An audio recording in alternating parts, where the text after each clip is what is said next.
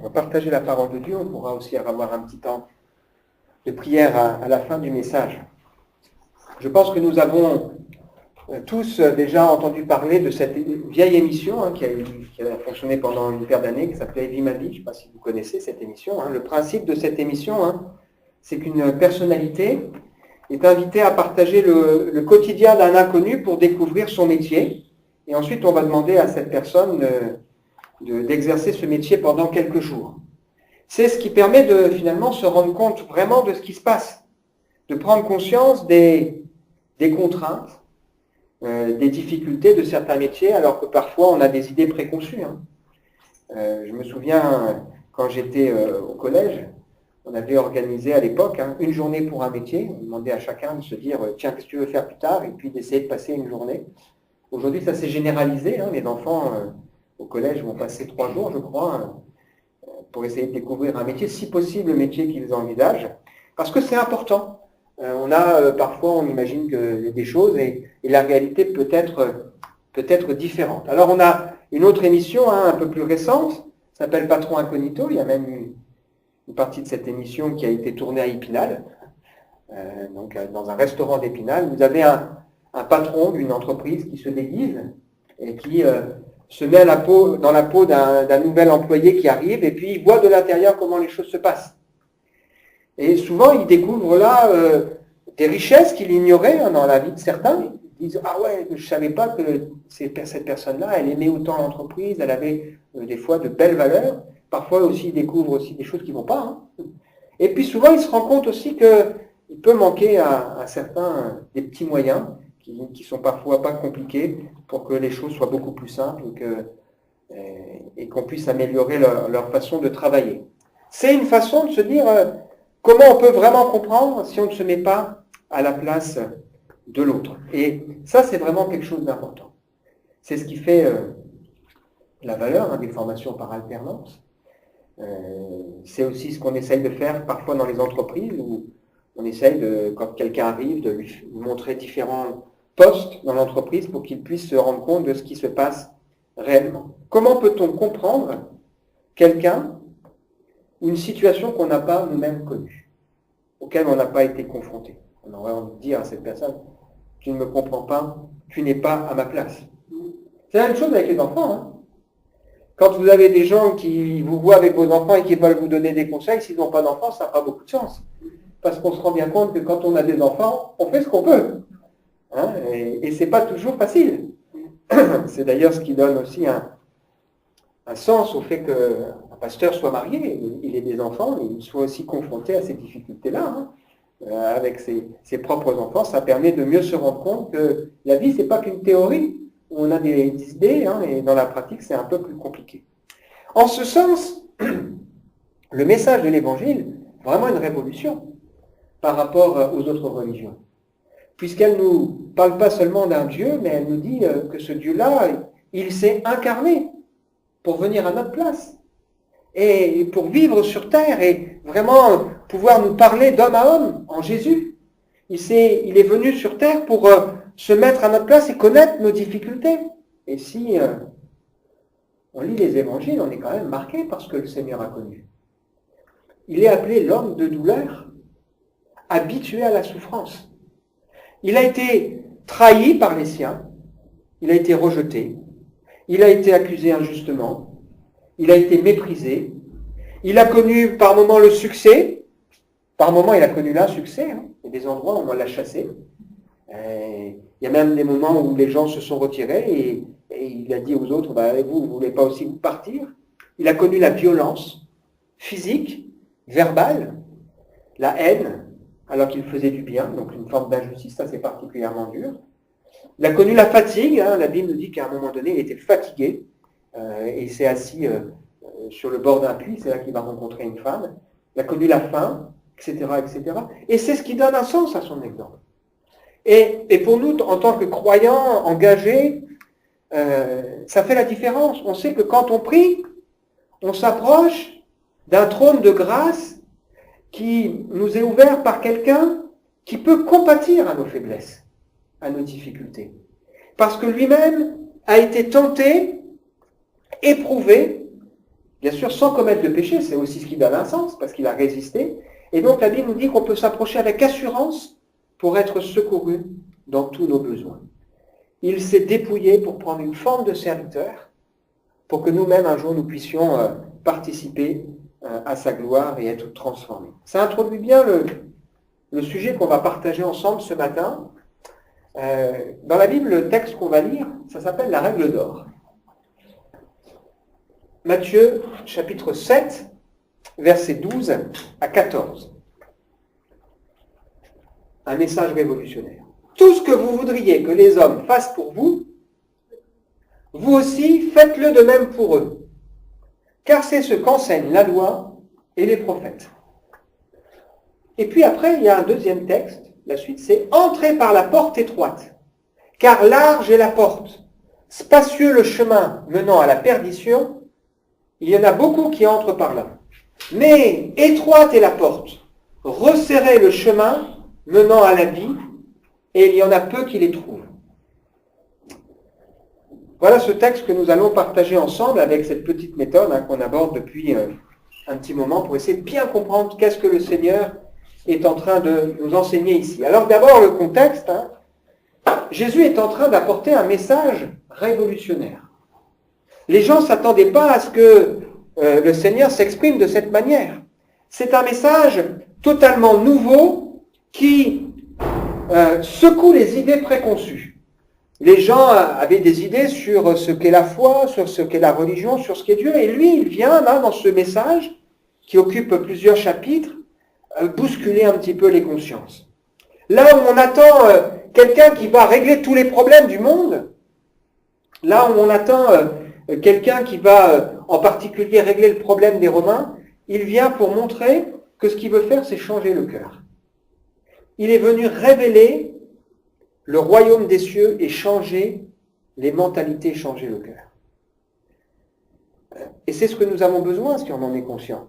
Vous pouvez mettre quelqu'un dans les meilleures conditions qui soient, lui donner un bon travail, vous lui donnez une bonne météo, vous lui donnez un bon salaire, etc., la santé, pas pour autant qu'il sera heureux. Et il sera encore capable de se disputer avec ceux qui sont autour. Il sera encore capable d'être jaloux de son voisin et de son prochain. Parce que le problème de l'homme, c'est bien un problème qui est intérieur, un problème de cœur. Et c'est ce que le Seigneur est en train de montrer. Il n'a pas dit que être croyant, marcher avec Dieu, eh bien, ça veut dire qu'on n'aura pas de difficultés. Il dit, voilà, si on veut faire partie de ce royaume, il faut accepter déjà de faire preuve d'humilité. Donc il présente le caractère du disciple, quelqu'un d'humble qui reconnaît, Seigneur, j'ai besoin de toi. Il montre ce disciple, quelqu'un qui reconnaît qu'il a besoin du pardon et qui a maintenant soif de vérité, soif de justice. J'espère qu'on a soif de justice. Quelqu'un qui est prêt à se remettre en question, quelqu'un qui est prêt aussi à rechercher la paix autour de lui. C'est quelqu'un qui n'a pas une attitude de façade, mais qui a vraiment quelque chose de profond en lui. Et puis il montre aussi que cette personne-là, comment elle doit vivre dans sa vie chrétienne, dans sa vie de foi. Il montre que ce n'est pas une foi de façade. Il montre que la justice que Dieu attend, ce n'est pas une justice superficielle en disant moi, j'ai rien fait de mal, alors qu'on a de la haine au fond du cœur, ou moi, ceci, cela. C'est quelque chose de profond que seul Dieu peut produire en nous.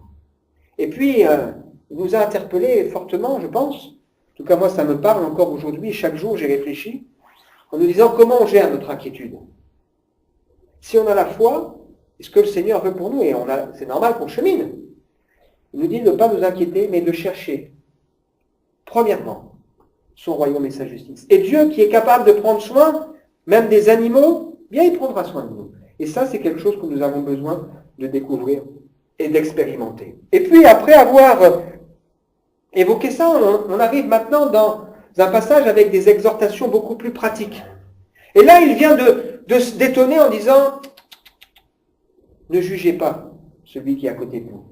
Parce que si facilement on voit la paille dans l'œil de l'autre, on a beaucoup plus de mal à se rendre compte de ce qu'il y a dans notre cœur. Et quand le Seigneur il dit ça, il ne dit pas simplement qu'on ne doit pas dénoncer le mal. On est appelé à dénoncer le mal. Mais il dit que avant de pouvoir juger l'autre et surtout de pouvoir enlever ce qui ne va pas dans sa vie, il faudrait déjà que dans nos vies, ces choses soient réglées. Et c'est parce que nous, on a compris le chemin. On a compris qu'on a besoin de demander à Dieu le Saint-Esprit pour nous aider à vivre la vie de Dieu. Vous avez prié pour ça tout à l'heure. C'est parce qu'on a compris qu'on a besoin de repentance qu'on peut, eh bien, à ce moment-là, aider l'autre en lui disant, tu sais, moi, j'ai vécu ça, j'ai dû me repentir, j'ai dû demander à Dieu, Seigneur, donne-moi la force, guide-moi par le Saint-Esprit, montre-moi les choses, apprends-moi à te connaître, apprends-moi à te découvrir, que là, on pourra être pleinement celui qui va aider son prochain. Et il nous a laissé cette promesse forte en rapport avec la prière. Demandez, vous recevrez. Cherchez, vous trouverez. Frappez, et on vous ouvrira. Ça montre que ce que Dieu attend de nous, c'est une détermination du cœur. C'est pas simplement dire, oui, Seigneur, bon, j'aurais bien envie. En gros, ce serait pas mal.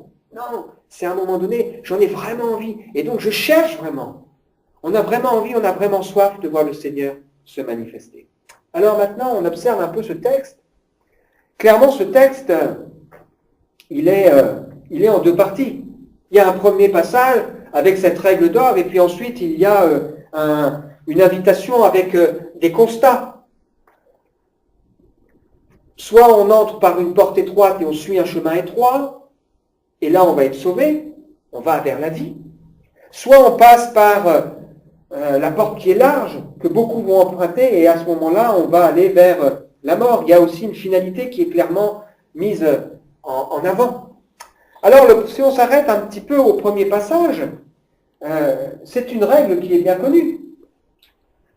Tout ce que vous voudriez que les hommes fassent pour vous, faites-le de même pour vous. Il paraît que, à l'époque, il existait déjà cette citation que les uns et les autres on emploie parfois, d'ailleurs plutôt sur le plan négatif.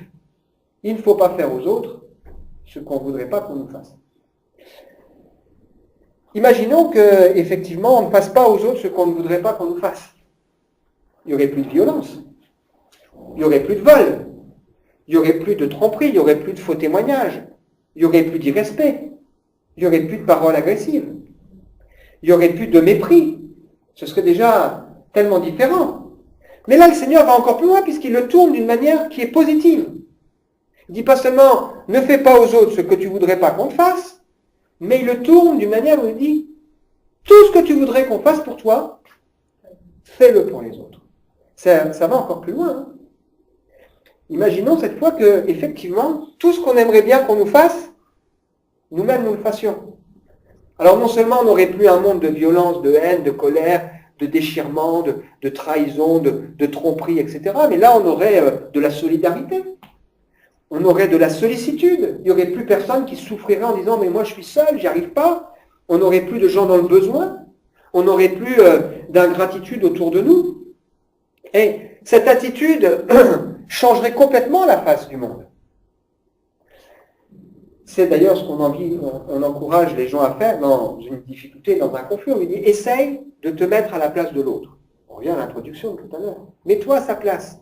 Essaye de comprendre pourquoi lui réagit comme ça, pourquoi il a mal interprété. Essaye de comprendre pourquoi là, il t'a mal parlé, peut-être qu'il a été contrarié. Et souvent, quand on adopte cette attitude, les choses peuvent effectivement changer. C'est le principe de la loi et des prophètes, de nous inviter à faire aux autres ce qu'on voudrait qu'eux-mêmes fassent. C'est pour ça que la loi, elle se résume par « tu aimeras Dieu et tu aimeras ton prochain ». Tu aimeras Dieu et tu aimeras ton prochain. Tu veux qu'on t'aime ? Ben, aime déjà l'autre. Tu veux qu'on t'écoute ? Apprends à écouter. Tu veux qu'on s'intéresse à toi ? Ben, apprends à t'intéresser aux autres. Tu veux qu'on te respecte ? Ben, respecte aussi les autres. C'est vrai que si on est agressif, si on est violent, des fois on s'étonne on prend une phrase en un retour. Ben, c'est normal. Et donc il y a cette règle de bon sens. Alors la règle d'or, elle est bien connue, surtout de manière négative. Et puis il y a cette deuxième partie qui nous montre que l'homme est placé devant un choix. Et la Bible montre souvent ça. Elle nous dit qu'on est placé devant un choix. Est-ce qu'on veut la vie ou est-ce qu'on veut la perdition ? C'est-à-dire on est placé devant un choix qui nous invite à regarder plus loin que le bout de notre nez, qui nous invite à regarder derrière les conséquences, parce que si on s'arrête à court terme, l'apôtre Paul dit d'ailleurs ça dans la Bible, il dit si on espère uniquement dans cette vie, ben nous croyants avec tout ce qu'on accepte comme souffrance, comme comme renoncement, on est les plus malheureux de tous les hommes, mais nous on a compris que ce passage sur terre, ça ne dure pas longtemps hein, par rapport à l'éternité. On peut regarder plus loin. Et puis il y a aussi une notion ici qui est importante, c'est que la porte, elle précède le chemin. La religion, elle présente les choses à l'envers. Elle dit, suis un chemin et peut-être que tu pourras espérer qu'à la fin, tu passeras par la bonne porte. Le ciel par rapport à l'enfer. Mais là, ce texte nous dit, rentre déjà par la porte. Et si tu rentres par la porte, maintenant que tu es passé, suis le chemin, le bon chemin. Mais il faut déjà passer la bonne porte. On va y venir dans quelques instants. Il est question pour nous de savoir où notre vie va nous mener et de savoir saisir la bonne opportunité. Cette invitation, on la retrouve plusieurs fois. Hein. Le Seigneur dira dans l'Ancien Testament par la bouche de Moïse, « J'ai mis devant toi la bénédiction et la malédiction. La bénédiction si vous obéissez, parce qu'en même temps, Dieu il nous guide. Hein. Il nous dit, c'est pareil, il nous dit, entre par la bonne porte. » Il nous dit ce qu'il faut faire. « J'ai mis devant toi la bénédiction et la malédiction. » La bénédiction si tu obéis, la malédiction si vous n'obéissez pas. Ou encore dans Deutéronome, je mets devant toi la vie et le bien, la mort et le mal. Je te prescris aujourd'hui, il y a quelque chose qui est un appel solennel, d'aimer l'Éternel, ton Dieu, de tout ton cœur, et de marcher dans ses voies et d'observer tous ses commandements. Le Seigneur nous invite à saisir la bonne opportunité. Qu'est-ce que le Seigneur veut nous dire ici, si on essaye de comprendre? Pourquoi y a-t-il une règle, puis ensuite un choix? Sans doute parce que beaucoup sont d'accord avec la règle d'or. Tout ce que vous voudriez que les hommes fassent. Mais finalement, peu de gens suivent ce bon chemin et la mettent en œuvre. Il y a sans doute ça. Mais le contexte aussi est intéressant ici. Il nous explique qu'on ne peut aider les autres que si nous-mêmes nous avons compris quelle est la porte et quel est le chemin. Ce besoin d'un changement profond dans le cœur, d'une métamorphose, que seul le Saint-Esprit peut produire, il bouleverse notre cœur, parce qu'à un moment donné, il nous touche, nous fait naître à la vie nouvelle, parce qu'à un moment donné, on crie à lui, on reconnaît, on demande, on frappe, on cherche, et on fait cette expérience du Saint-Esprit qui vient transformer nos cœurs, qui nous pousse à la repentance. Et parce qu'on a compris ça, parce que nous-mêmes on est entrés, eh bien derrière on pourra conduire les autres aussi sur ce chemin. On l'a compris, la porte, c'est Jésus. Jésus se présente comme étant la porte. Dans une parabole qu'il va laisser, la parabole qui va lui permettre de se présenter aussi comme étant le bon berger, et la porte en même temps. Pourquoi? Parce qu'à l'époque, il y avait les Juifs avaient des troupeaux, et le berger conduisait les troupeaux, les brebis entendaient la voix, elles suivaient le berger, et puis on les plaçait dans des enclos, et le berger se mettait à la porte de l'enclos, il faisait entrer les brebis, elles rentraient, puis ensuite il se mettait devant, il faisait lui-même la porte, pour empêcher le voleur de venir faire du mal aux brebis. Donc il était à la fois celui par lequel on passe, devant lequel on passe, et en même temps celui qui est le bon berger. Il n'y a pas de salut, on le sait, en dehors de Jésus. La porte pour aller au ciel, ça restera toujours le Seigneur Jésus.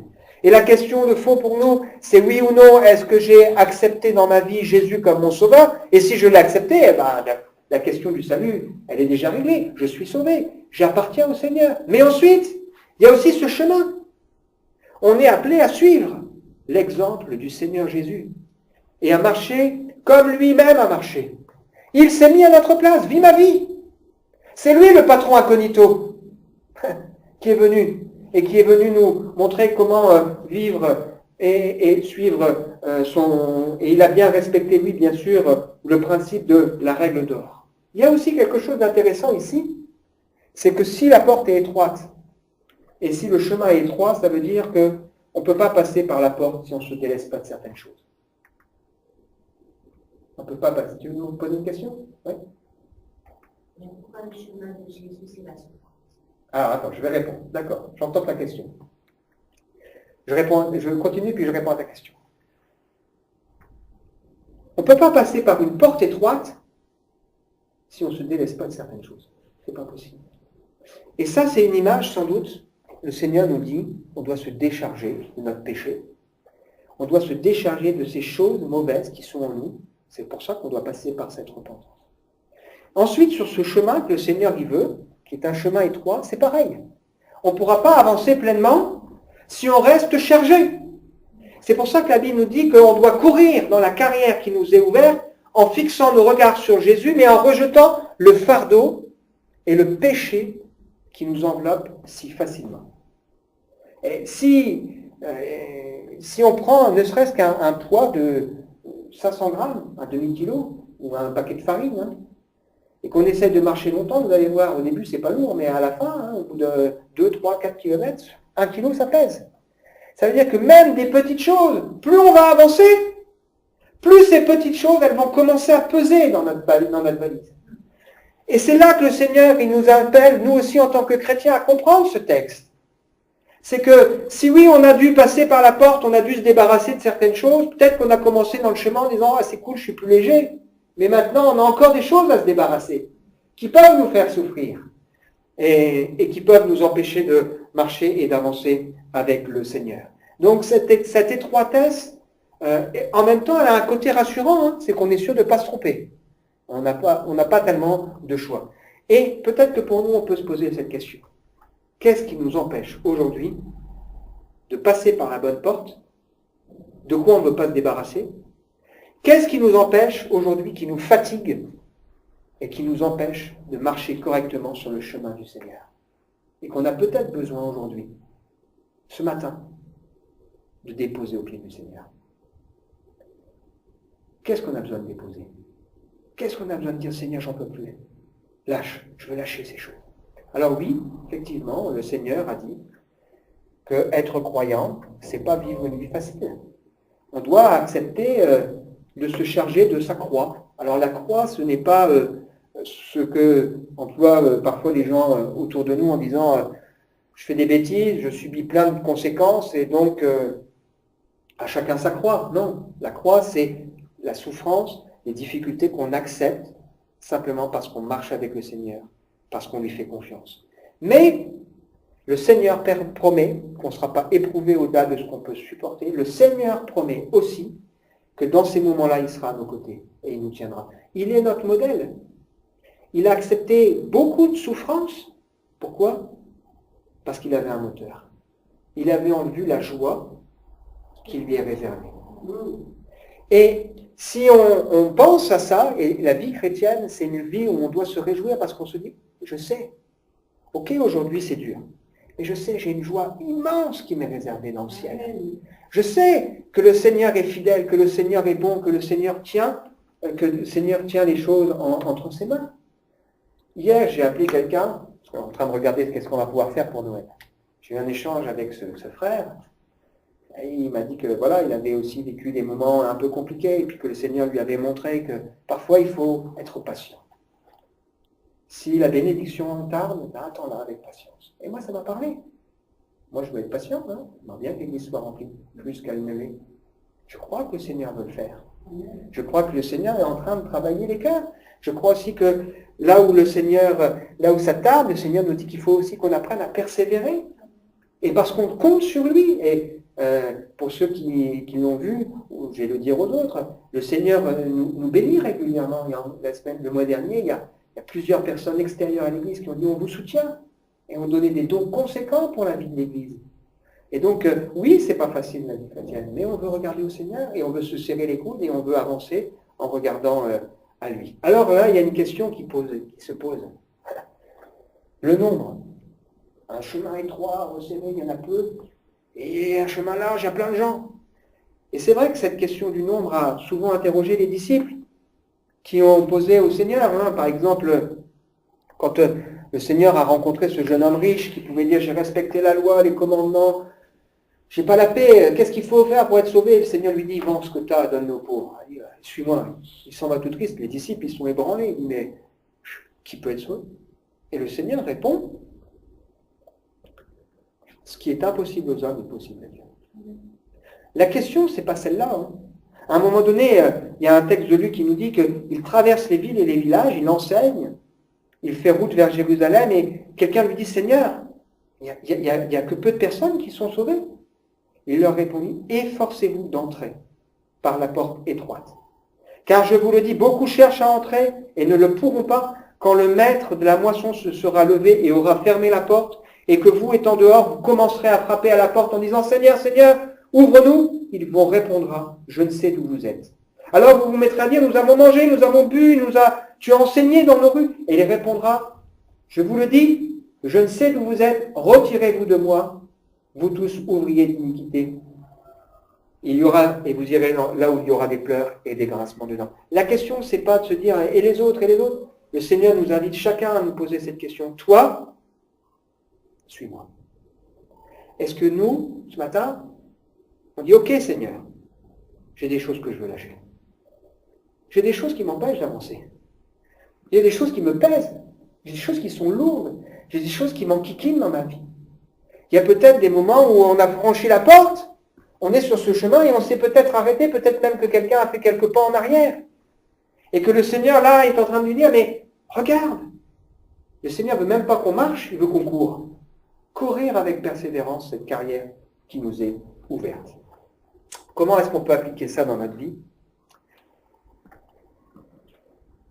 La Bible ne nous dit pas tout. Parfois, je ne sais pas si vous êtes comme ça, mais ça m'arrive, on aimerait bien que devant toutes nos situations, on ait la réponse claire. Mais le Seigneur, il veut faire de nous des hommes et des femmes responsables, adultes, mûrs, qui apprenons à vivre aussi en dépendant du Saint-Esprit. Parce qu'il y a des choses que la Bible nous montre, et il y a des choses aussi que le Saint-Esprit peut nous guider, nous éclairer, qu'on doit demander. Si on manque de sagesse, on demande à Dieu. Et ce qui est important pour nous, c'est d'avoir des réflexes de bon sens. Et si la Bible ne nous dit pas tout, elle nous donne des réflexes. Et cette loi, première règle, elle est là pour nous dire un réflexe de bon sens. Tu es là dans un conflit, ok. Tout ce que tu voudrais que les hommes fassent pour toi, fais-le aussi pour eux. Peut-être que c'est une réponse à une question qu'on se pose. C'est une règle qu'on doit réfléchir et qu'on doit respecter. Ce texte nous explique aussi comment aller au ciel et comment marcher sur ce que le Seigneur veut aussi pour nous. La règle d'or a été placée dans l'évangile de Luc dans un contexte un petit peu différent. Où le Seigneur nous dit ceci. Aimez vos ennemis. Facile, hein? Faites du bien à ceux qui vous haïssent. Encore plus facile. Bénissez ceux qui vous maudissent. Oh, alors là, c'est encore plus facile. Priez pour ceux qui vous maltraitent. Si quelqu'un te frappe sur la joue, tends-lui l'autre. S'il veut prendre ta tunique ou ton manteau, donne-lui aussi ta tunique. Donne à qui te demande. Ne réclame pas ton bien à celui qui s'en empare, car tout ce que tu veux que les hommes fassent pour vous, faites-le de même pour eux. C'est la loi et les prophètes. Pas facile de suivre, mais on a ici une règle qui nous intéresse. Sur quel chemin suis-je en train de marcher? Où est-ce que tout ça, ça va me mener? Qu'est-ce qui me freine? Qu'est-ce qui m'empêche de marcher pleinement avec le Seigneur? Qu'est-ce qui fait que peut-être je suis trop chargé pour rentrer par la porte? Parfois aussi, il y a des gens qui sont trop grands pour rentrer par la petite porte. Parce que ça veut dire aussi qu'il faut s'humilier pour passer la porte. Il faut se baisser. Il faut accepter de se dire oui. Et il y a des gens qui sont trop orgueilleux pour passer par la bonne porte. Qu'est-ce qui m'empoisonne sur ce chemin étroit et qui fait que j'arrive pas à avancer comme je devrais? Et que j'ai besoin peut-être de lâcher aussi au Seigneur. On a tous sans doute quelque chose. Que le Seigneur, ce matin, veut nous inviter à dire, allez, c'est quoi ce souci que tu n'arrives pas à porter? Et que là, allez, une bonne fois pour toutes, lâche-le. Déchargez-vous sur lui de tous vos soucis, de tous vos fardeaux. Le texte nous dit, le diable rôde comme un lion rougissant, cherchant qui il dévore. Déchargez-vous sur lui de vos soucis. Lui-même prend son livre. Conclusion. Les 10 commandements peuvent se résumer par ces 2 commandements qui, le Seigneur lui-même dit, sont identiques. Tu aimeras le Seigneur de tout ton cœur, de toute ton âme et de toute ta pensée, et tu aimeras ton prochain comme toi-même. Ce que un auteur de la Bible, qui s'appelle Jacques, appelle la loi royale. Aimer son prochain comme soi-même. Mais le Seigneur dit, je vous ai donné un commandement nouveau. Aimez-vous les uns les autres, comme je vous ai aimé. Vous aussi, aimez-vous les uns les autres. Ça va encore plus loin. C'est un amour qui accepte certains renoncements, certains sacrifices, parce qu'on a compris quel est le chemin, parce qu'on a compris avant tout quelle est la bonne porte. La religion, elle fait l'inverse. Elle nous dit, fais tes efforts, fais tes œuvres, peut-être t'espéreras passer par la bonne porte. Mais nous, on a compris, il faut passer la porte et ensuite suivre le bon chemin. On veut prendre un temps aussi pour peut-être réfléchir à ce qu'on a partagé. On n'est pas nombreux, donc on peut le faire. Est-ce que j'ai répondu à ta question? La vie chrétienne, oui, est associée à des souffrances. Mais le Seigneur nous dit, prenez courage. Vous aurez des tribulations dans le monde, mais prenez courage, j'ai vaincu le monde. Amen. Je suis avec vous tous les jours, jusqu'à la fin. Oui, c'est pas facile. Et s'il y en a un seul qui pense que c'est facile, c'est qu'il est sans doute pas sur la bonne route. Et quand on veut marcher avec Dieu, oui, il y a des difficultés. Mais le Seigneur promet qu'il est là. Et ce qu'on a vu aussi avec les enfants tout à l'heure, à un sens, c'est qu'on fait nos plus belles expériences dans les moments les plus difficiles. On a tous envie de vivre des choses formidables, des choses bénies. Mais le Seigneur, s'il a multiplié les pains, ce qu'il fait pour nous en ce moment dans l'Église, c'est parce qu'à un moment donné, il n'y avait pas de pain. Mais le jour où il y a du pain, il ne va pas les multiplier. Il va nous demander de prendre ce qu'on a. C'est-à-dire que le Seigneur pourvoira et agira de manière miraculeuse quand c'est nécessaire. Mais quand nous devons faire notre part, il attend qu'on fasse la nôtre. Et ce matin, que vraiment le Seigneur nous aide, on va prendre un temps pour prier. Est-ce que vous avez un sujet pour lequel vous voudriez qu'on prie par rapport à ce qu'on a vu? Quelqu'un me dit, moi je voudrais bien qu'on prie pour moi. Oui, tu veux qu'on prie pour toi? On va prier pour toi. Tu veux aussi? Oui, tout le monde. Eh bien, on va se remettre ensemble au Seigneur. Seigneur, ta parole est la vérité, nous croyons. Nous croyons aussi, Seigneur, tes promesses. Tu nous invites à persévérer. Tu nous dis que c'est par la foi et la persévérance qu'on hérite des promesses. Seigneur, on veut marcher sur le bon chemin. Mais avant, on a compris qu'on doit passer par la bonne porte. Merci parce que, Seigneur, on l'a fait. On a compris que Jésus, c'est celui qui peut seul nous permettre d'aller au ciel. Tu vois, Seigneur, que parfois sur ce chemin, on essaye de marcher avec des choses qu'on garde dans nos poches, des choses qu'on garde sur le dos, des choses aussi qui se collent à nous, Seigneur, et qu'on a besoin de lâcher ce matin. Je crois, Seigneur, que à travers ce qu'on a partagé, tu veux nous inviter à poser nos valises, lâcher nos fardeaux. Tu sais, Seigneur, qu'il y a des fardeaux dans la vie de chacun. Vraiment des choses là qui nous empoisonnent, des péchés peut-être même.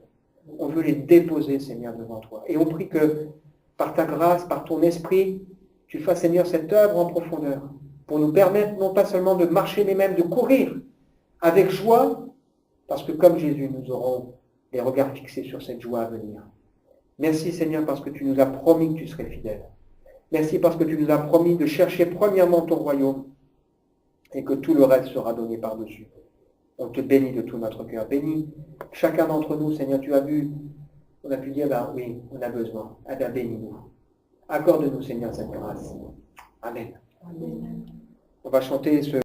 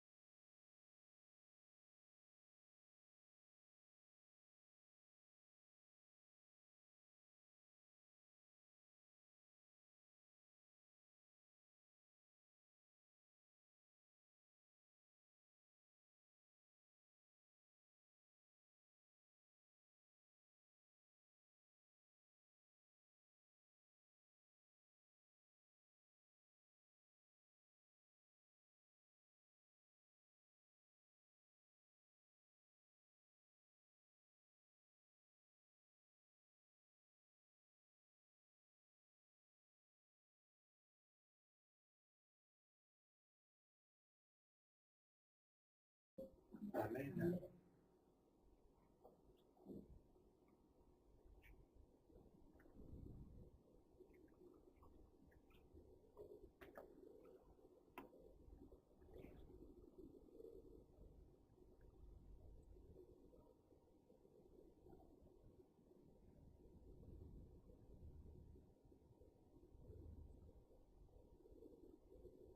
Tu es celui, Seigneur, qui connaît nos besoins aux uns et aux autres.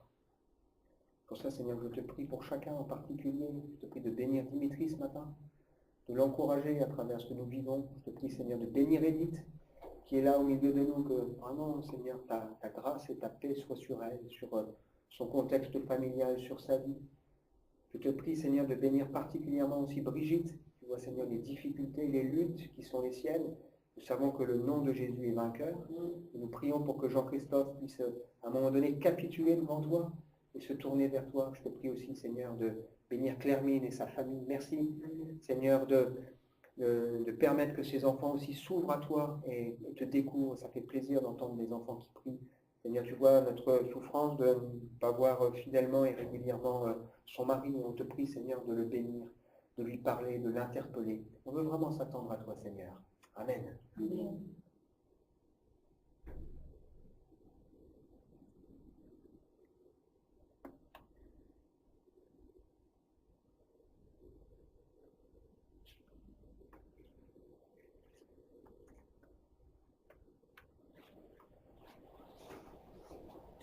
On va partager la parole de Dieu. On pourra aussi avoir un petit temps de prière à la fin du message.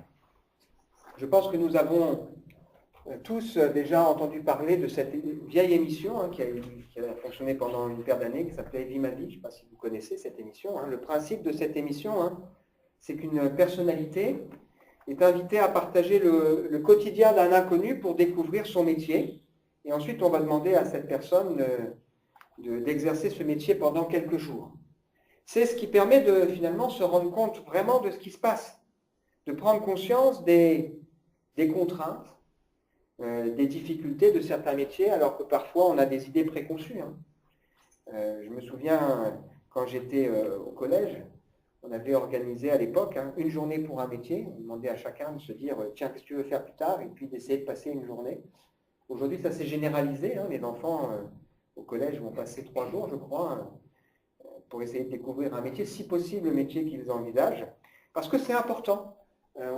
Parfois, on imagine qu'il y a des choses et la réalité peut être différente. Alors, on a une autre émission un peu plus récente, s'appelle Patron Incognito. Il y a même une partie de cette émission qui a été tournée à Épinal, donc dans un restaurant d'Épinal. Vous avez un patron d'une entreprise qui se déguise et qui se met dans la peau d'un nouvel employé qui arrive et puis il voit de l'intérieur comment les choses se passent. Et souvent, il découvre là des richesses qu'il ignorait dans la vie de certains. Ils disent « Ah ouais, je ne savais pas que cette personne-là, elle aimait autant l'entreprise, elle avait des fois de belles valeurs. » Parfois aussi, il découvre aussi des choses qui ne vont pas. Et puis souvent, il se rend compte aussi qu'il peut manquer à certains des petits moyens qui sont parfois pas compliqués pour que les choses soient beaucoup plus simples et qu'on puisse améliorer leur façon de travailler. C'est une façon de se dire comment on peut vraiment comprendre si on ne se met pas à la place de l'autre. Et ça, c'est vraiment quelque chose d'important. C'est ce qui fait la valeur des formations par alternance. C'est aussi ce qu'on essaye de faire parfois dans les entreprises où on essaye, quand quelqu'un arrive, de lui montrer différents postes dans l'entreprise pour qu'il puisse se rendre compte de ce qui se passe réellement. Comment peut-on comprendre quelqu'un ou une situation qu'on n'a pas nous-mêmes connue, auquel on n'a pas été confronté? On aurait envie de dire à cette personne, tu ne me comprends pas, tu n'es pas à ma place. C'est la même chose avec les enfants. Quand vous avez des gens qui vous voient avec vos enfants et qui veulent vous donner des conseils, s'ils n'ont pas d'enfants, ça n'a pas beaucoup de chance. Parce qu'on se rend bien compte que quand on a des enfants, on fait ce qu'on peut. Et ce n'est pas toujours facile. C'est d'ailleurs ce qui donne aussi un sens au fait qu'un pasteur soit marié, il ait des enfants, il soit aussi confronté à ces difficultés-là. Avec ses propres enfants, ça permet de mieux se rendre compte que la vie, ce n'est pas qu'une théorie, où on a des idées, et dans la pratique, c'est un peu plus compliqué. En ce sens, le message de l'Évangile, vraiment une révolution par rapport aux autres religions. Puisqu'elle ne nous parle pas seulement d'un Dieu, mais elle nous dit que ce Dieu-là, il s'est incarné pour venir à notre place et pour vivre sur terre et vraiment pouvoir nous parler d'homme à homme en Jésus. Il est venu sur terre pour se mettre à notre place et connaître nos difficultés. Et si on lit les évangiles, on est quand même marqué par ce que le Seigneur a connu. Il est appelé l'homme de douleur, habitué à la souffrance. Il a été trahi par les siens, il a été rejeté, il a été accusé injustement, il a été méprisé, il a connu par moments le succès, par moments il a connu l'insuccès, il y a des endroits où on l'a chassé. Il y a même des moments où les gens se sont retirés et il a dit aux autres, vous ne voulez pas aussi partir? Il a connu la violence physique, verbale, la haine, alors qu'il faisait du bien, donc une forme d'injustice, ça c'est particulièrement dur. Il a connu la fatigue, la Bible nous dit qu'à un moment donné, il était fatigué, et il s'est assis sur le bord d'un puits, c'est là qu'il va rencontrer une femme. Il a connu la faim, etc., etc. Et c'est ce qui donne un sens à son exemple. Et pour nous, en tant que croyants engagés, ça fait la différence. On sait que quand on prie, on s'approche d'un trône de grâce qui nous est ouvert par quelqu'un qui peut compatir à nos faiblesses, à nos difficultés. Parce que lui-même a été tenté, éprouvé, bien sûr sans commettre de péché, c'est aussi ce qui donne un sens, parce qu'il a résisté. Et donc la Bible nous dit qu'on peut s'approcher avec assurance pour être secouru dans tous nos besoins. Il s'est dépouillé pour prendre une forme de serviteur, pour que nous-mêmes un jour nous puissions participer à sa gloire et être transformés. Ça introduit bien le sujet qu'on va partager ensemble ce matin. Dans la Bible, le texte qu'on va lire, ça s'appelle la règle d'or. Matthieu, chapitre 7, versets 12 à 14. Un message révolutionnaire. Tout ce que vous voudriez que les hommes fassent pour vous, vous aussi faites-le de même pour eux. Car c'est ce qu'enseignent la loi et les prophètes. Et puis après, il y a un deuxième texte. La suite, c'est « Entrez par la porte étroite, car large est la porte, spacieux le chemin menant à la perdition, il y en a beaucoup qui entrent par là. Mais étroite est la porte, resserrez le chemin menant à la vie, et il y en a peu qui les trouvent. » Voilà ce texte que nous allons partager ensemble avec cette petite méthode qu'on aborde depuis un petit moment pour essayer de bien comprendre qu'est-ce que le Seigneur est en train de nous enseigner ici. Alors d'abord le contexte. Jésus est en train d'apporter un message révolutionnaire. Les gens ne s'attendaient pas à ce que le Seigneur s'exprime de cette manière. C'est un message totalement nouveau qui secoue les idées préconçues. Les gens avaient des idées sur ce qu'est la foi, sur ce qu'est la religion, sur ce qu'est Dieu. Et lui, il vient là, dans ce message, qui occupe plusieurs chapitres, bousculer un petit peu les consciences. Là où on attend quelqu'un qui va régler tous les problèmes du monde, là où on attend quelqu'un qui va en particulier régler le problème des Romains, il vient pour montrer que ce qu'il veut faire, c'est changer le cœur. Il est venu révéler le royaume des cieux et changer les mentalités, changer le cœur. Et c'est ce que nous avons besoin si on en est conscient. Vous pouvez mettre quelqu'un dans les meilleures conditions qui soient, lui donner un bon travail, vous lui donnez une bonne météo, vous lui donnez un bon salaire, etc., la santé, pas pour autant qu'il sera heureux. Et il sera encore capable de se disputer avec ceux qui sont autour. Il sera encore capable d'être jaloux de son voisin et de son prochain. Parce que le problème de l'homme, c'est bien un problème qui est intérieur, un problème de cœur. Et c'est ce que le Seigneur est en train de montrer. Il n'a pas dit qu'être croyant, marcher avec Dieu, eh bien, ça veut dire qu'on n'aura pas de difficultés. Il dit, voilà, si on veut faire partie de ce royaume, il faut accepter déjà de faire preuve d'humilité. Donc il présente le caractère du disciple, quelqu'un d'humble qui reconnaît, Seigneur, j'ai besoin de toi. Il montre ce disciple, quelqu'un qui reconnaît qu'il a besoin du pardon et qui a maintenant soif de vérité, soif de justice. J'espère qu'on a soif de justice. quelqu'un qui est prêt à se remettre en question, quelqu'un qui est prêt aussi à rechercher la paix autour de lui, c'est quelqu'un qui n'a pas une attitude de façade, mais qui a vraiment quelque chose de profond en lui. Et puis, il montre aussi que cette personne-là, comment elle doit vivre dans sa vie chrétienne, dans sa vie de foi. Il montre que ce n'est pas une foi de façade. Il montre que la justice que Dieu attend, ce n'est pas une justice superficielle en disant moi, j'ai rien fait de mal, alors qu'on a de la haine au fond du cœur, ou moi, ceci, cela. C'est quelque chose de profond que seul Dieu peut produire en nous. Et puis, il nous a interpellés fortement, je pense. En tout cas, moi, ça me parle encore aujourd'hui. Chaque jour, j'ai réfléchi en nous disant comment on gère notre inquiétude. Si on a la foi, est ce que le Seigneur veut pour nous, et c'est normal qu'on chemine. Il nous dit de ne pas nous inquiéter, mais de chercher, premièrement, son royaume et sa justice. Et Dieu qui est capable de prendre soin, même des animaux, bien il prendra soin de nous. Et ça, c'est quelque chose que nous avons besoin de découvrir et d'expérimenter. Et puis, après avoir évoqué ça, on arrive maintenant dans un passage avec des exhortations beaucoup plus pratiques. Et là, il vient de se détonner en disant « Ne jugez pas celui qui est à côté de vous ». Parce que si facilement on voit la paille dans l'œil de l'autre, on a beaucoup plus de mal à se rendre compte de ce qu'il y a dans notre cœur. Et quand le Seigneur il dit ça, il ne dit pas simplement qu'on ne doit pas dénoncer le mal. On est appelé à dénoncer le mal. Mais il dit que avant de pouvoir juger l'autre et surtout de pouvoir enlever ce qui ne va pas dans sa vie, il faudrait déjà que dans nos vies, ces choses soient réglées. Et c'est parce que nous, on a compris le chemin. On a compris qu'on a besoin de demander à Dieu le Saint-Esprit pour nous aider à vivre la vie de Dieu. Vous avez prié pour ça tout à l'heure.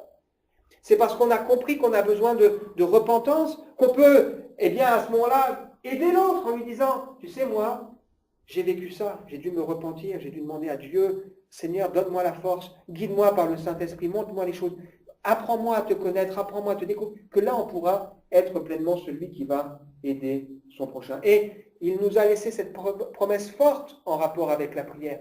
Demandez, vous recevrez. Cherchez, vous trouverez. Frappez, et on vous ouvrira. Ça montre que ce que Dieu attend de nous, c'est une détermination du cœur. C'est pas simplement dire, oui, Seigneur, j'aurais bien envie. En gros, ce serait pas mal. Non, c'est à un moment donné, j'en ai vraiment envie. Et donc, je cherche vraiment. On a vraiment envie, on a vraiment soif de voir le Seigneur se manifester. Alors maintenant, on observe un peu ce texte. Clairement, ce texte, il est en deux parties. Il y a un premier passage avec cette règle d'or, et puis ensuite, il y a une invitation avec des constats. Soit on entre par une porte étroite et on suit un chemin étroit, et là, on va être sauvé, on va vers la vie. Soit on passe par la porte qui est large, que beaucoup vont emprunter, et à ce moment-là, on va aller vers la mort. Il y a aussi une finalité qui est clairement mise en avant. Alors, si on s'arrête un petit peu au premier passage, c'est une règle qui est bien connue.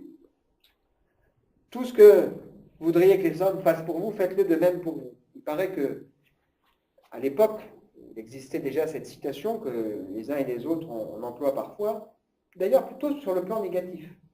Il ne faut pas faire aux autres ce qu'on ne voudrait pas qu'on nous fasse. Imaginons qu'effectivement, on ne fasse pas aux autres ce qu'on ne voudrait pas qu'on nous fasse. Il n'y aurait plus de violence, il n'y aurait plus de vol, il n'y aurait plus de tromperie, il n'y aurait plus de faux témoignages, il n'y aurait plus d'irrespect, il n'y aurait plus de paroles agressives, il n'y aurait plus de mépris. Ce serait déjà tellement différent. Mais là, le Seigneur va encore plus loin puisqu'il le tourne d'une manière qui est positive. Il ne dit pas seulement « ne fais pas aux autres ce que tu ne voudrais pas qu'on te fasse », mais il le tourne d'une manière où il dit « tout ce que tu voudrais qu'on fasse pour toi, fais-le pour les autres ». Ça va encore plus loin. Imaginons cette fois que, effectivement, tout ce qu'on aimerait bien qu'on nous fasse, nous-mêmes nous le fassions. Alors non seulement on n'aurait plus un monde de violence, de haine, de colère, de déchirement, de trahison, de tromperie, etc. Mais là, on aurait de la solidarité. On aurait de la sollicitude. Il n'y aurait plus personne qui souffrirait en disant « mais moi je suis seul, j'y arrive pas ». On n'aurait plus de gens dans le besoin. On n'aurait plus d'ingratitude autour de nous. Et cette attitude changerait complètement la face du monde. C'est d'ailleurs ce on encourage les gens à faire dans une difficulté, dans un conflit. On lui dit, essaye de te mettre à la place de l'autre. On revient à l'introduction de tout à l'heure. Mets-toi à sa place. Essaye de comprendre pourquoi lui réagit comme ça, pourquoi il a mal interprété. Essaye de comprendre pourquoi là, il t'a mal parlé, peut-être qu'il a été contrarié. Et souvent, quand on adopte cette attitude, les choses peuvent effectivement changer. C'est le principe de la loi et des prophètes, de nous inviter à faire aux autres ce qu'on voudrait qu'eux-mêmes fassent. C'est pour ça que la loi, elle se résume par tu aimeras Dieu et tu aimeras ton prochain. Tu aimeras Dieu et tu aimeras ton prochain. Tu veux qu'on t'aime? Ben, aime déjà l'autre. Tu veux qu'on t'écoute? Apprends à écouter. Tu veux qu'on s'intéresse à toi? Ben, apprends à t'intéresser aux autres. Tu veux qu'on te respecte? Ben, respecte aussi les autres. C'est vrai que si on est agressif, si on est violent, des fois on s'étonne on reprend une phrase en un retour. Ben, c'est normal. Et donc il y a cette règle de bon sens. Alors la règle d'or, elle est bien connue, surtout de manière négative. Et puis il y a cette deuxième partie qui nous montre que l'homme est placé devant un choix. Et la Bible montre souvent ça. Elle nous dit qu'on est placé devant un choix. Est-ce qu'on veut la vie ou est-ce qu'on veut la perdition? C'est-à-dire on est placé devant un choix qui nous invite à regarder plus loin que le bout de notre nez, qui nous invite à regarder derrière les conséquences, parce que si on s'arrête à court terme, l'apôtre Paul dit d'ailleurs ça dans la Bible, il dit si on espère uniquement dans cette vie, ben nous croyant avec tout ce qu'on accepte comme souffrance, comme renoncement, on est les plus malheureux de tous les hommes, mais nous on a compris que ce passage sur terre, ça ne dure pas longtemps par rapport à l'éternité. On veut regarder plus loin. Et puis il y a aussi une notion ici qui est importante, c'est que la porte, elle précède le chemin. La religion, elle présente les choses à l'envers. Elle dit, suis un chemin et peut-être que tu pourras espérer qu'à la fin, tu passeras par la bonne porte. Le ciel par rapport à l'enfer. Et là, ce texte nous dit, rentre déjà par la porte. Et si tu rentres par la porte, maintenant que tu es passé, suis le chemin, le bon chemin. Mais il faut déjà passer la bonne porte. On va y venir dans quelques instants. Il est question pour nous de savoir où notre vie va nous mener et de savoir saisir la bonne opportunité. Cette invitation, on la retrouve plusieurs fois. Le Seigneur dira dans l'Ancien Testament par la bouche de Moïse, « J'ai mis devant toi la bénédiction et la malédiction. » La bénédiction si vous obéissez, parce qu'en même temps, Dieu il nous guide. Il nous dit, c'est pareil, il nous dit, entre par la bonne porte. Il nous dit ce qu'ils vont faire. J'ai mis devant toi la bénédiction, la malédiction. La bénédiction si tu obéis, la malédiction si vous n'obéissez pas. Ou encore dans Deutéronome, je mets devant toi la vie et le bien, la mort et le mal. Je te prescris aujourd'hui, il y a quelque chose qui est un appel solennel, d'aimer l'Éternel, ton Dieu, de tout ton cœur, et de marcher dans ses voies et d'observer tous ses commandements. Le Seigneur nous invite à saisir la bonne opportunité. Qu'est-ce que le Seigneur veut nous dire ici, si on essaye de comprendre? Pourquoi y a-t-il une règle, puis ensuite un choix? Sans doute parce que beaucoup sont d'accord avec la règle d'or. Tout ce que vous voudriez que les hommes fassent. Mais finalement, peu de gens suivent ce bon chemin et la mettent en œuvre. Il y a sans doute ça. Mais le contexte aussi est intéressant ici. Il nous explique qu'on ne peut aider les autres que si nous-mêmes nous avons compris quelle est la porte et quel est le chemin. Ce besoin d'un changement profond dans le cœur, d'une métamorphose, que seul le Saint-Esprit peut produire. Il bouleverse notre cœur, parce qu'à un moment donné, il nous touche, nous fait naître à la vie nouvelle, parce qu'à un moment donné, on crie à lui, on reconnaît, on demande, on frappe, on cherche, et on fait cette expérience du Saint-Esprit qui vient transformer nos cœurs, qui nous pousse à la repentance. Et parce qu'on a compris ça, parce que nous-mêmes on est entrés, eh bien derrière on pourra conduire les autres aussi sur ce chemin. On l'a compris, la porte, c'est Jésus. Jésus se présente comme étant la porte. Dans une parabole qu'il va laisser, la parabole qui va lui permettre de se présenter aussi comme étant le bon berger, et la porte en même temps. Pourquoi? Parce qu'à l'époque, il y avait les Juifs avaient des troupeaux, et le berger conduisait les troupeaux, les brebis entendaient la voix, elles suivaient le berger, et puis on les plaçait dans des enclos. et le berger se mettait à la porte de l'enclos, il faisait entrer les brebis, elles rentraient, puis ensuite il se mettait devant, il faisait lui-même la porte pour empêcher le voleur de venir faire du mal aux brebis. Donc il était à la fois celui par lequel on passe, devant lequel on passe, et en même temps celui qui est le bon berger. Il n'y a pas de salut, on le sait, en dehors de Jésus. La porte pour aller au ciel, ça restera toujours le Seigneur Jésus. Et la question de fond pour nous, c'est oui ou non, est-ce que j'ai accepté dans ma vie Jésus comme mon sauveur? Et si je l'ai accepté, eh ben, la question du salut, elle est déjà réglée. Je suis sauvé, j'appartiens au Seigneur. Mais ensuite, il y a aussi ce chemin. On est appelé à suivre l'exemple du Seigneur Jésus et à marcher comme lui-même a marché. Il s'est mis à notre place, vit ma vie. C'est lui le patron incognito qui est venu et qui est venu nous montrer comment vivre et suivre son... Et il a bien respecté, lui, bien sûr, le principe de la règle d'or. Il y a aussi quelque chose d'intéressant ici, c'est que si la porte est étroite et si le chemin est étroit, ça veut dire qu'on ne peut pas passer par la porte si on ne se délaisse pas de certaines choses. On ne peut pas passer. Tu veux nous poser une question? Oui. Mais pourquoi le chemin de Jésus, c'est la souffrance? Alors, attends, je vais répondre. D'accord, j'entends ta question. Je continue, puis je réponds à ta question. On ne peut pas passer par une porte étroite si on ne se délaisse pas de certaines choses. Ce n'est pas possible. Et ça, c'est une image, sans doute, le Seigneur nous dit, on doit se décharger de notre péché. On doit se décharger de ces choses mauvaises qui sont en nous. C'est pour ça qu'on doit passer par cette repentance. Ensuite, sur ce chemin que le Seigneur y veut, qui est un chemin étroit, c'est pareil. On ne pourra pas avancer pleinement si on reste chargé. C'est pour ça que la Bible nous dit qu'on doit courir dans la carrière qui nous est ouverte en fixant nos regards sur Jésus, mais en rejetant le fardeau et le péché qui nous enveloppe si facilement. Et si on prend ne serait-ce qu'un poids de 500 grammes, un demi-kilo, ou un paquet de farine, hein, et qu'on essaie de marcher longtemps, vous allez voir, au début, c'est pas lourd, mais à la fin, hein, au bout de 2, 3, 4 km, 1 kilo, ça pèse. Ça veut dire que même des petites choses, plus on va avancer, plus ces petites choses, elles vont commencer à peser dans notre valise. Et c'est là que le Seigneur, il nous appelle, nous aussi en tant que chrétiens, à comprendre ce texte. C'est que si oui, on a dû passer par la porte, on a dû se débarrasser de certaines choses, peut-être qu'on a commencé dans le chemin en disant « Ah, c'est cool, je suis plus léger ». Mais maintenant, on a encore des choses à se débarrasser, qui peuvent nous faire souffrir et qui peuvent nous empêcher de marcher et d'avancer avec le Seigneur.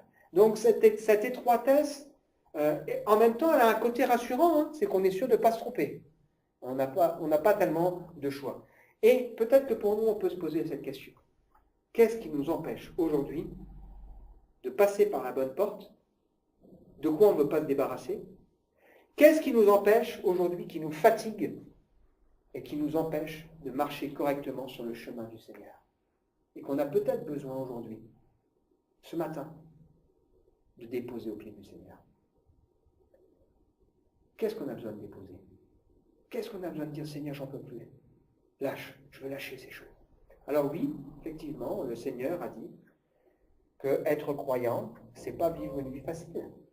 On doit accepter de se charger de sa croix. Alors la croix, ce n'est pas ce que emploient parfois les gens autour de nous en disant je fais des bêtises, je subis plein de conséquences et donc à chacun sa croix. Non, la croix, c'est la souffrance, les difficultés qu'on accepte simplement parce qu'on marche avec le Seigneur, parce qu'on lui fait confiance. Mais le Seigneur promet qu'on ne sera pas éprouvé au-delà de ce qu'on peut supporter. Le Seigneur promet aussi que dans ces moments-là, il sera à nos côtés et il nous tiendra. Il est notre modèle. Il a accepté beaucoup de souffrances. Pourquoi? Parce qu'il avait un moteur. Il avait en vue la joie qui lui est réservée. Et si on pense à ça, et la vie chrétienne, c'est une vie où on doit se réjouir parce qu'on se dit, je sais, ok, aujourd'hui c'est dur, mais je sais, j'ai une joie immense qui m'est réservée dans le ciel. Je sais que le Seigneur est fidèle, que le Seigneur est bon, que le Seigneur tient les choses entre ses mains. Hier, j'ai appelé quelqu'un, en train de regarder qu'est-ce qu'on va pouvoir faire pour Noël. J'ai eu un échange avec ce frère. Et il m'a dit que voilà, il avait aussi vécu des moments un peu compliqués et puis que le Seigneur lui avait montré que parfois il faut être patient. Si la bénédiction tarde, ben attends-la avec patience. Et moi, ça m'a parlé. Moi, je veux être patient, hein. J'aimerais bien que l'Église soit remplie, plus qu'elle ne l'est. Je crois que le Seigneur veut le faire. Je crois que le Seigneur est en train de travailler les cœurs. Je crois aussi que là où ça tarde, le Seigneur nous dit qu'il faut aussi qu'on apprenne à persévérer. Et parce qu'on compte sur lui. Et pour ceux qui l'ont vu, je vais le dire aux autres, le Seigneur nous bénit régulièrement. Le mois dernier, il y a plusieurs personnes extérieures à l'Église qui ont dit on vous soutient. Et ont donné des dons conséquents pour la vie de l'Église. Et donc, oui, c'est pas facile la vie chrétienne, mais on veut regarder au Seigneur et on veut se serrer les coudes et on veut avancer en regardant à lui. Alors là, il y a une question qui se pose. Le nombre. Un chemin étroit, resserré, il y en a peu. Et un chemin large, il y a plein de gens.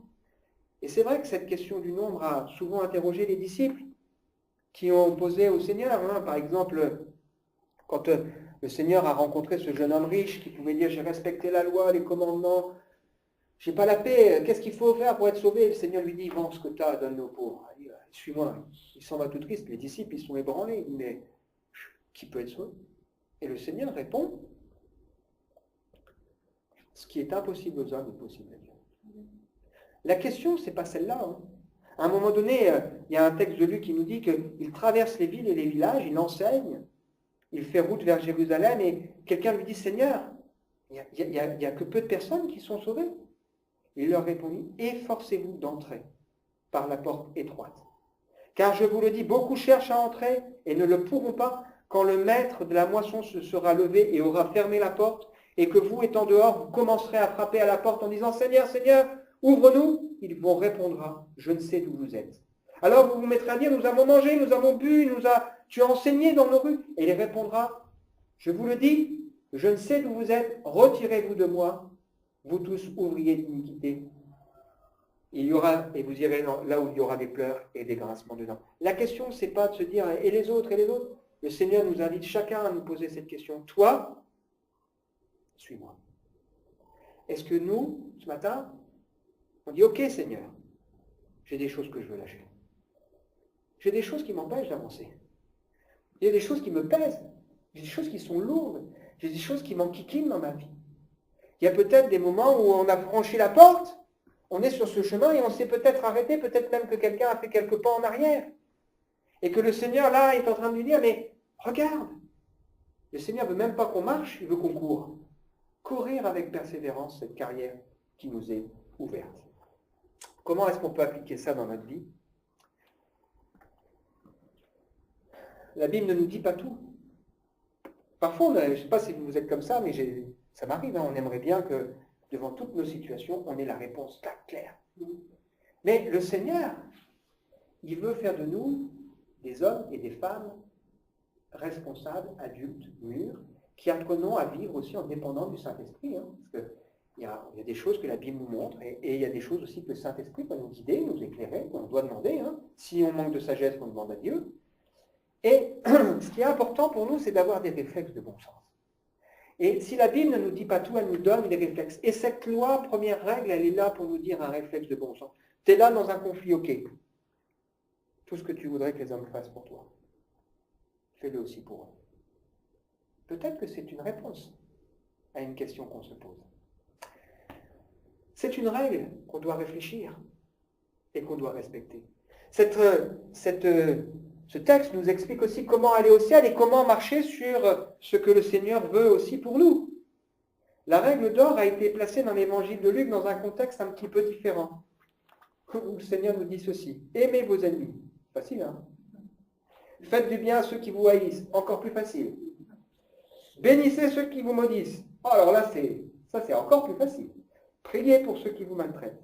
Si quelqu'un te frappe sur la joue, tends-lui l'autre. S'il veut prendre ta tunique ou ton manteau, donne-lui aussi ta tunique. Donne à qui te demande. Ne réclame pas ton bien à celui qui s'en empare, car tout ce que tu veux que les hommes fassent pour vous, faites-le de même pour eux. C'est la loi et les prophètes. Pas facile de suivre, mais on a ici une règle qui nous intéresse. Sur quel chemin suis-je en train de marcher? Où est-ce que tout ça, ça va me mener? Qu'est-ce qui me freine? Qu'est-ce qui m'empêche de marcher pleinement avec le Seigneur? Qu'est-ce qui fait que peut-être je suis trop chargé pour rentrer par la porte? Parfois aussi, il y a des gens qui sont trop grands pour rentrer par la petite porte. Parce que ça veut dire aussi qu'il faut s'humilier pour passer la porte. Il faut se baisser. Il faut accepter de se dire oui. Et il y a des gens qui sont trop orgueilleux pour passer par la bonne porte. Qu'est-ce qui m'empoisonne sur ce chemin étroit et qui fait que je n'arrive pas à avancer comme je devrais et que j'ai besoin peut-être de lâcher aussi au Seigneur?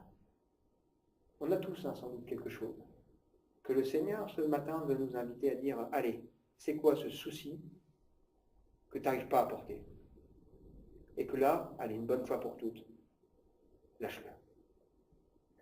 Déchargez-vous sur lui de tous vos soucis, de tous vos fardeaux. Le texte nous dit, le diable rôde comme un lion rougissant, cherchant qui il dévorera. Déchargez-vous sur lui de vos soucis. Lui-même prend son livre. Conclusion.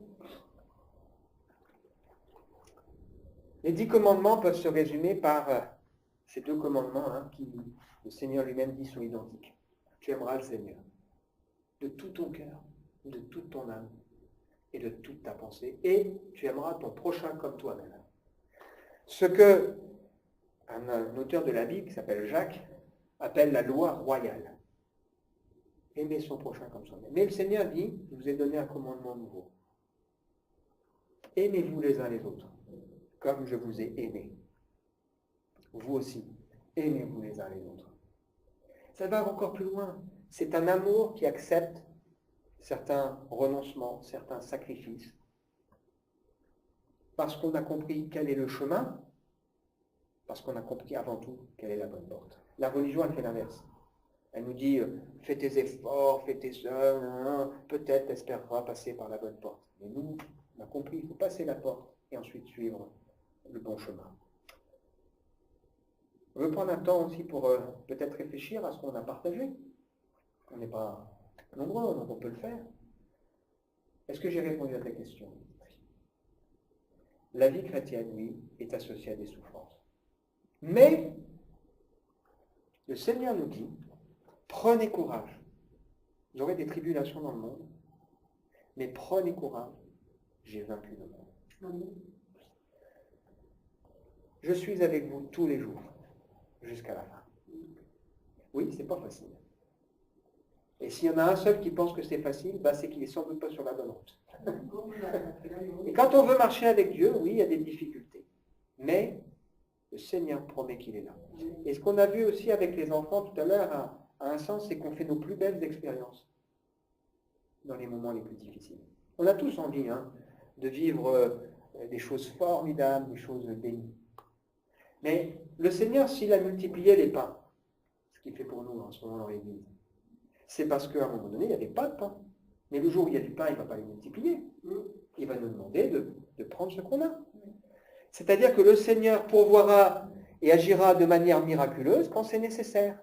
Mais quand nous devons faire notre part, il attend qu'on fasse un autre. Et ce matin, que vraiment le Seigneur nous aide, on va prendre un temps pour prier. Est-ce que vous avez un sujet pour lequel vous voudriez qu'on prie par rapport à ce qu'on a vu? Quelqu'un dit, moi je voudrais bien qu'on prie pour moi. Ouais, tu veux qu'on prie pour toi? On va prier pour toi.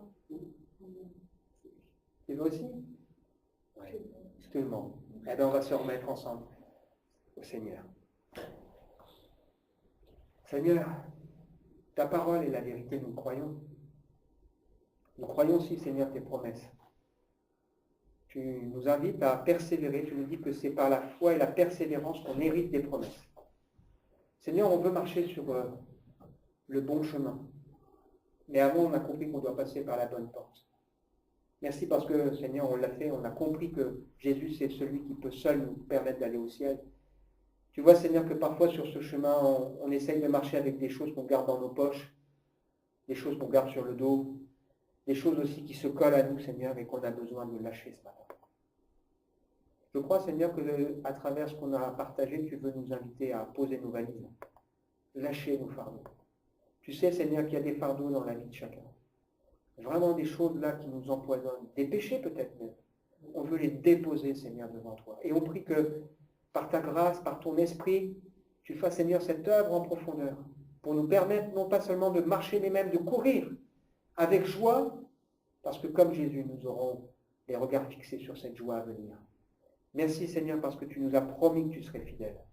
Merci parce que tu nous as promis de chercher premièrement ton royaume et que tout le reste sera donné par-dessus. On te bénit de tout notre cœur. Bénis chacun d'entre nous, Seigneur. Tu as vu, on a pu dire, ben oui, on a besoin. Eh bien, bénis-nous. Accorde-nous, Seigneur, cette grâce. Amen. Amen. On va chanter ce chant qui dit « Ce qui m'était cher pour construire ma vie ».